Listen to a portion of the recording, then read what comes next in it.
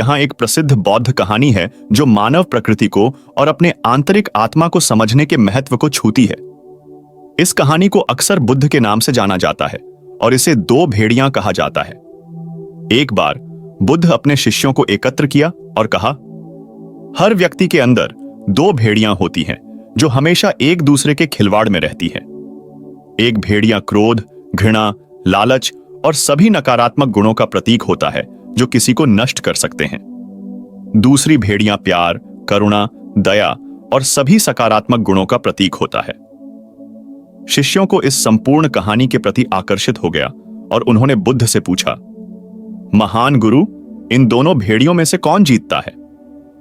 बुद्ध ने बुद्धिमत्ता से उत्तर दिया, जीतने वाली भेड़िया वही होती है जिसे आप पोषण देते हैं। यह सरल लेकिन गहरी कहानी हमारे मानव प्रकृति के मौलिक पहलू को दिखाती है, सकारात्मक और नकारात्मक इच्छाओं के बीच की आंतरिक संघर्ष।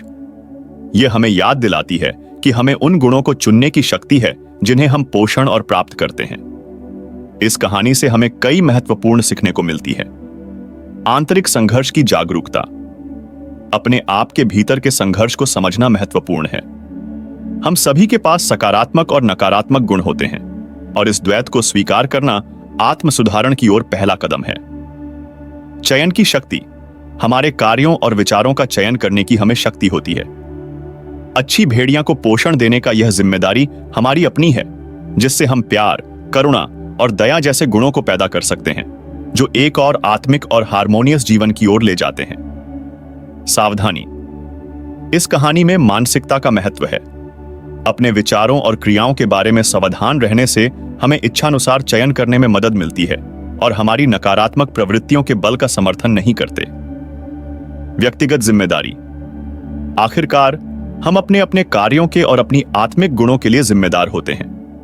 बाह्य परिस्थितियों या दूसरों को दोष देना विपरीत है, बल्कि हमें अपने खुद के स्वीकार और सुधार पर ध्यान केंद्रित करना चाहिए। निरंतर विकास, मानव प्रकृति अडिग नहीं है, इसे समय के साथ आकार देना और परिपूर्ण करना संभव है। सकारात्मक गुणों को निरंतर पोषण करके हम व्यक्तिगत रूप से और दुनिया को सकारात्मक योगदान देने के रूप में बढ़ सकते हैं। इस बौद्ध कहानी से हमें याद दिलाती है कि अपनी प्रकृति को समझना और उसमें काम करना जीवन भर का सफर है। यह हमें स्वयं जागरूकता की दिशा में प्रयास करने, सच्चे चयन करने और वे गुण पोषण करने की प्रोत्साहित करती है जो एक अधिक धार्मिक और खुशहाल जीवन की ओर ले जाते हैं।